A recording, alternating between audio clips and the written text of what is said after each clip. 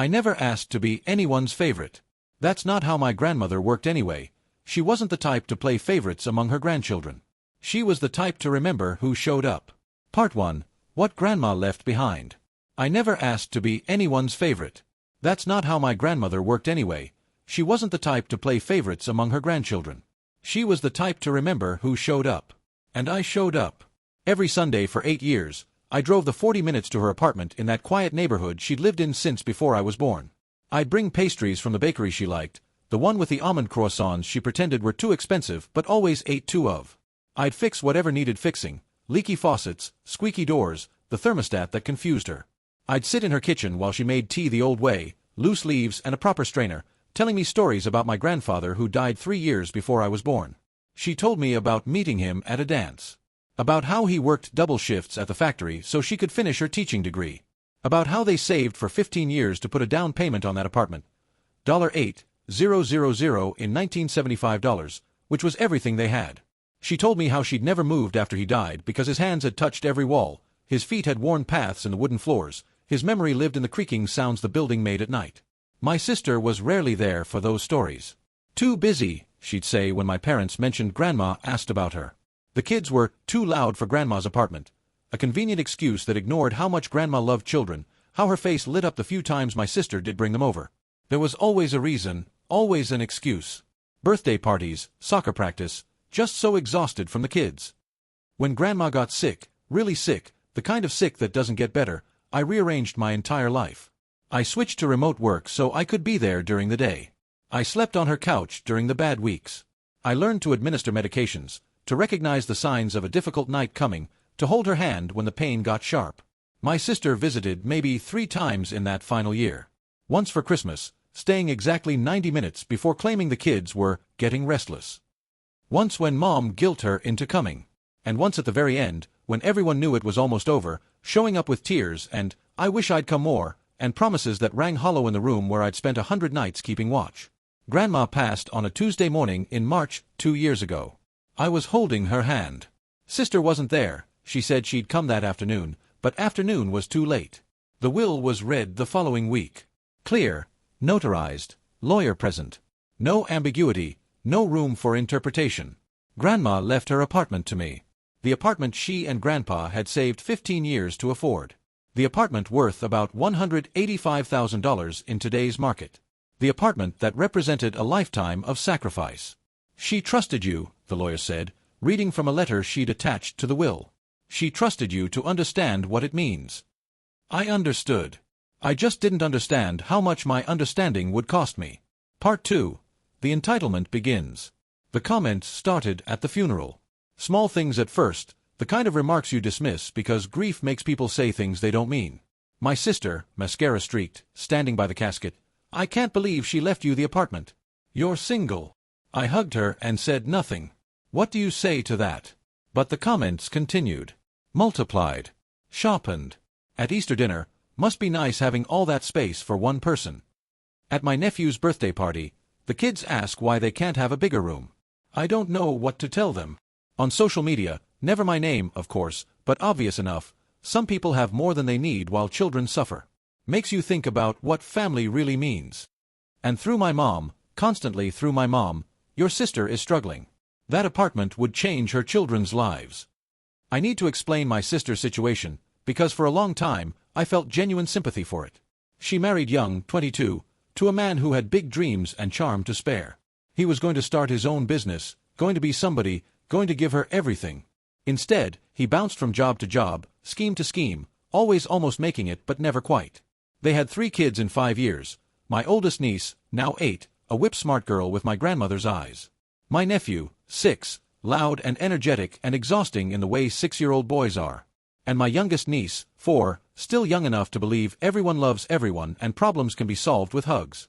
My sister stopped working after the first baby. Someone has to raise the children. Her husband eventually settled into a warehouse job, stable but not lucrative, around $45,000 a year. They lived in a 2-bedroom apartment in a rough neighborhood, the kind of place where you hear things at night you pretend not to hear. All 3 kids shared one bedroom, bunk bed and toddler bed crammed together. It was tight. Stressful. I could see it wearing on my sister, Could see it in the dark circles under her eyes when we gathered for holidays. I felt for those kids, truly. They didn't choose to be squeezed into a single room. They didn't choose to live where gunshots sometimes echoed in the distance. I told myself, she's doing her best. She's struggling. Family should help family. What I didn't know yet was that I was being played. 1 year after Grandma passed, my parents invited me for a family discussion. I should have known something was wrong. They were too casual about it, too carefully neutral. When I arrived, my sister was already there with her husband. The kids were there too, which struck me as odd. 7 o'clock on a school night, and the kids were awake, dressed nicely, arranged on the couch like a display. My dad cleared his throat. "We need to talk about Grandma's apartment." My mom's hands were clasped tight in her lap. "Your sister has 3 children in a 2-bedroom apartment. It's not healthy for them. You have a 3-bedroom apartment and you're one person. We think the fair thing would be for you to give the apartment to your sister's family." I remember the silence that followed. The way the clock ticked on the wall, one of Grandma's clocks actually, that I'd given my parents after she passed. The way my youngest niece picked at a thread on the couch cushion, oblivious to what was being discussed. "Give her my apartment," I heard myself say. My sister leaned forward. "It's not really your apartment. It's Grandma's apartment. And Grandma would want her great-grandchildren to have proper space to grow up. You're one person. No kids. I have 3 children. 3. They deserve a real home." Her husband nodded, finding his courage. "We're not asking you to be homeless. You can find a small studio. You don't need much." My mom reached for my hand. "It's the right thing to do, sweetheart. Children's needs come before adult wants." I pulled my hand away. "Grandma left the apartment to me," I said. "She made that choice. She could have left it to you, to the kids, to a charity, to anyone. She chose me." Her lawyer was there. She was clear. She was specific. My dad shook his head. She was old. Maybe confused at the end. She wasn't confused. My voice came out harder than I intended. She knew exactly what she was doing. I was the one who visited every week. I was the one who took care of her when she got sick. I was the one holding her hand when she died. Where was my sister? My sister's face flushed red. I had children to raise. I couldn't just drop everything to visit an old woman every Sunday. The words hung in the air. An old woman. Our grandmother, reduced to an inconvenience. "Then maybe," I said quietly, "that's why she left it to me and not you." I left before anyone could respond. I couldn't look at my nieces' and nephews' faces, couldn't see them caught in the crossfire of something they didn't understand. In the car, I sat for 10 minutes before I could drive, hands shaking on the steering wheel. She visited Grandma maybe 3 times in her last year. I was there every Sunday, every doctor appointment, every holiday. But now she says Grandma would have wanted the apartment to go to her kids. Grandma told me what she wanted. That's why she left it to me. Part 3, the campaign. The weeks after that meeting were brutal. My mom called daily. Sometimes crying, sometimes calm, always with the same message: "Those poor children are cramped and you have empty rooms. How can you sleep at night?" My dad sent texts, short, sharp, designed to cut. "A real man provides for family, even if it means sacrifice." And, "Your grandfather would be ashamed." He invoked a man he never knew well, trying to weaponize a ghost against me. But nothing prepared me for what my sister did with the kids. My phone rang one evening. It was my niece, the 8-year-old. Her voice was sweet and practiced, a performance she didn't fully understand she was giving. "Uncle, Mommy says you have a big apartment with extra rooms. Can we come live there? Our room is too small and I can't do my homework because my brother is loud." I closed my eyes. Felt my heart crack a little. "Sweetheart, it's complicated. Grown-up stuff. Mommy says it's not complicated. She says you just have to want to help us." In the background, I heard my sister's voice. "Tell him what else we talked about." My niece continued, reciting, "You have a big apartment and we have a small one and it's not fair because there's more of us. Mommy says family shares." I was so angry I couldn't speak. Not at my niece, never at her, but at my sister for using her own child as a weapon. For teaching an 8-year-old to deliver guilt like a telegram. "I love you, sweetheart," I finally managed. "Tell your mom I'll call her later." I didn't call. What would I say? My 8-year-old niece called me asking if they could live in my apartment. My sister taught her to say that. Used her own child as a manipulation tool. That's not desperation. That's strategy. Then came the social media campaign.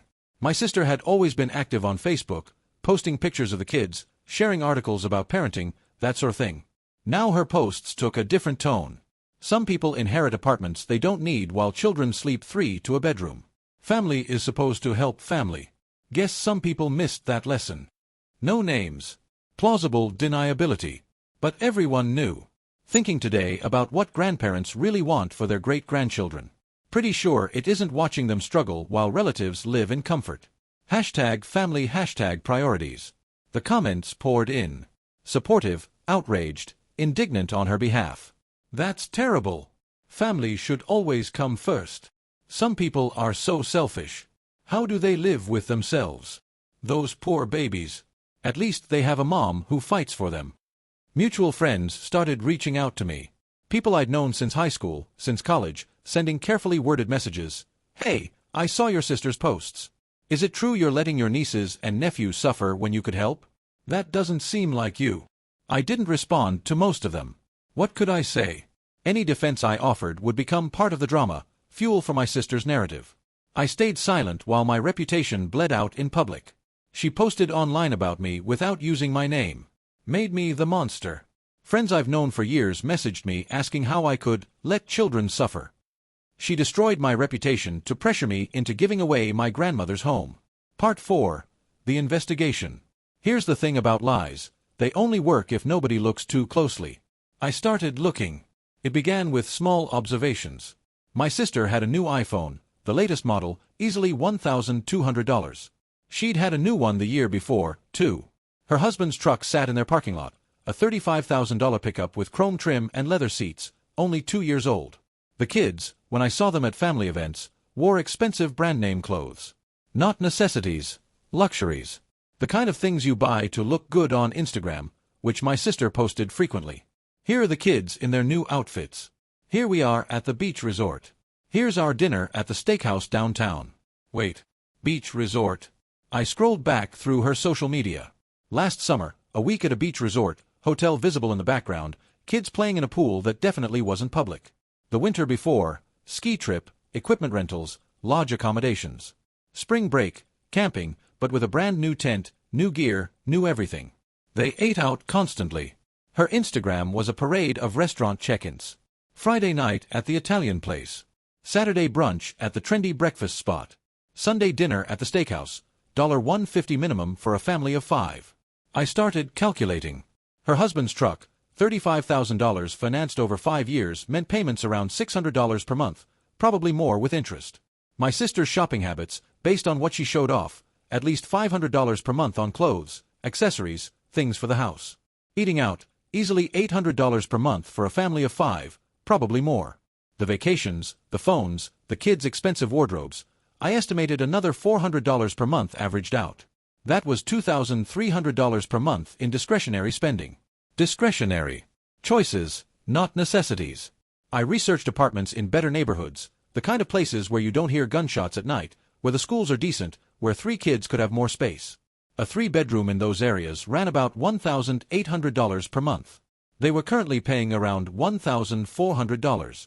The difference was $400 a month. They could afford better housing tomorrow if they made different choices. If they sold the truck for something reasonable. If they ate out half as often. If they stopped buying the latest phones and designer kids' clothes. They have a $35,000 truck, new iPhones every year, vacations, restaurant dinners. But they can't afford a bigger apartment for their children? They could afford it tomorrow if they sold the truck. They just don't want to. They weren't poor. They weren't struggling. They were bad with money, and they wanted me to subsidize their choices by giving up my grandmother's legacy. Part 5. The confrontation. I called a family meeting. My parents, my sister, her husband. Not the kids this time, I insisted on that. I have some things I need to show everyone, I said. I came with receipts. Literally. I'd printed screenshots. My sister's Instagram posts showing off new purchases. The Facebook check-ins at expensive restaurants. The vacation photos at the resort. The picture of her husband's truck that she'd posted when they bought it, captioned, "Finally got his dream ride." I'd made spreadsheets. Estimated monthly spending on luxuries. Comparison to average housing costs in better neighborhoods. The math was simple, damning, and undeniable. I laid it all out on my parents' dining room table. You spend approximately $2,300 a month on luxuries, I said, keeping my voice level. The truck payment alone, probably $600 a month. Eating out, easily $800. Shopping, phones, vacations, the rest. Meanwhile, a 3-bedroom apartment in a safe neighborhood with good schools would cost about $400 more per month than what you pay now. My sister's face had gone white. Her husband's had gone red. You're not poor, I continued. You're not struggling. You're choosing. You're choosing a truck over your children's space. You're choosing restaurant dinners over a safe neighborhood. You're choosing vacations over better schools. And then you're coming to me, trying to guilt me into giving up an apartment my grandmother worked 40 years to own, so you don't have to make any sacrifices at all. My sister found her voice. It came out as a shriek. How dare you judge how we spend our money? Her husband stood up, fists clenched. Our finances are none of your business. You made them my business, I said. You made them my business when you asked me to give away my inheritance to solve problems you could solve yourselves. You made them my business when you sent your daughter to call me with rehearsed lines about how small her room is. You made them my business when you dragged my name through social media and made me the villain. My dad tried to intervene. Now, let's everyone calm down. But my mom was quiet. I watched her face as she looked at the printouts, the photos, the calculations. She was putting things together. All those phone calls where my sister claimed they couldn't afford anything, where she cried about being barely surviving, my mom was seeing the truth now. You said you were broke, my mom said softly, not looking up from the papers. You said you couldn't afford groceries some weeks. My sister's voice went defensive. We are struggling. Do you know how expensive kids are? This truck, my mom said, pointing at the photo. This is $35,000. You told me his car was falling apart and he needed something reliable. He needed a truck for work. He works in a warehouse. He doesn't need a luxury truck. My mom finally looked up at my sister. You lied to us. You said you couldn't afford anything better, and we believed you, and we pressured your brother to give up his inheritance based on lies. The room went silent. Mom said, children's needs come before adult wants. I agree. So why does my sister's want for a truck come before her children's need for space? Why am I the villain for keeping my inheritance while she keeps her luxuries? Part 6. Aftermath. My sister cut me off completely after that meeting. Blocked me on social media, refused to answer calls, told the kids, Uncle doesn't love you enough to help. The social media attacks continued, vaguer now, but still pointed. When family betrays you, you learn who your real support system is. The comments were split now, some people supporting her, others starting to question the narrative. Someone must have talked, because I saw comments like, I heard there's more to this story, appearing on her posts. But the most important shift happened quietly. My parents stopped calling to pressure me. A few weeks after the confrontation, my mom asked to see me alone. We met for coffee, and she couldn't quite meet my eyes. We didn't know about the spending, she said. We believed her when she said they couldn't afford anything. She's our daughter, we wanted to believe her. We didn't ask questions because it was easier not to. That's how manipulation works, I said, not unkindly. It relies on people not looking too closely. She nodded, tears forming. We shouldn't have asked you to give up your inheritance. That wasn't fair. Your grandmother made her choice, and she made it clearly. We should have respected that. A few days later, my dad called. For him, apologies don't come easy. He's from a generation that doesn't say, I'm sorry, out loud. But he managed. I was wrong. We were wrong. You did right by your grandmother. Dad apologized after he saw the spending receipts. He said, we didn't know. They didn't know because they didn't ask. They believed her because it was easier than questioning. That's how manipulation works. It relies on people not looking too closely. Part 7. Where we are now. It's been a year since the confrontation. My sister and her husband still live in the same cramped apartment. But they have a boat now. I saw the pictures on social media before she blocked me. A small fishing boat, maybe $15,000. A new toy instead of solving the actual problem. They make enough to change their circumstances. They choose not to. That's not my fault, and it's not my responsibility. I still have my grandmother's apartment. I kept her furniture, her photos on the walls, her old clock that ticks steadily on the shelf by the window. I drink tea the way she taught me, loose leaves, proper strainer, none of that teabag nonsense. On Sunday mornings, I sit in her favorite spot by the window, the spot where she used to watch the neighborhood she knew for 40 years. Grandma worked 40 years for this apartment. Saved every penny. Went without vacations, without new cars, without luxuries, so she could own something to pass down. My sister wanted me to hand it over so she could keep her truck and beach vacations and restaurant dinners. That's not honoring Grandma. That's disrespecting her entire life. Some family relationships have healed. My parents and I are closer now, strangely. Maybe because the illusions have been stripped away, and what's left is more honest. They come over for dinner sometimes. My mom cries a little when she sees Grandma's kitchen, preserved almost exactly as it was, and I think she understands now why I couldn't give it up. Some relationships are broken, maybe permanently. My sister hasn't spoken to me in a year. I don't know if she ever will. That hurts more than I expected it to, not because I miss the sister who tried to manipulate me out of my inheritance, but because I miss who she used to be, or who I thought she was. And I worry about the kids. God, I worry about those kids. Part 8. The Drawing. Last month, something arrived for me in a roundabout way. A friend of my niece, a little girl from her school, showed up at my door with her mom. The mom looked uncomfortable, apologetic. "I'm sorry to bother you, but my daughter said she had something important to deliver." "From your niece." The little girl held out a folded piece of paper. "Emma said to give this to you but not to tell her mom." I unfolded it. It was a drawing, the kind 8-year-olds make with crayons and enormous hope. A house with a pointed roof. A yellow sun in the corner. Flowers along the bottom, the kind that are really just circles with petals. On the back, in careful handwriting that must have taken her a long time. "I love you, Uncle, even if Mommy is mad." I had to excuse myself to the bathroom so a stranger's child wouldn't see me cry. That drawing is on my refrigerator now. Right next to a photo of my grandmother, one where she's laughing at something just out of frame, her eyes crinkled with joy. Two people who see me clearly, one who passed and one who's just starting out. My niece is 8 years old and she already sees through the manipulation. She knows something isn't right about how her mother talks about me. She's figured out that the story she's been told doesn't match the uncle who used to bring her candy and play pretend for hours and sit through terrible dance recitals with genuine enthusiasm.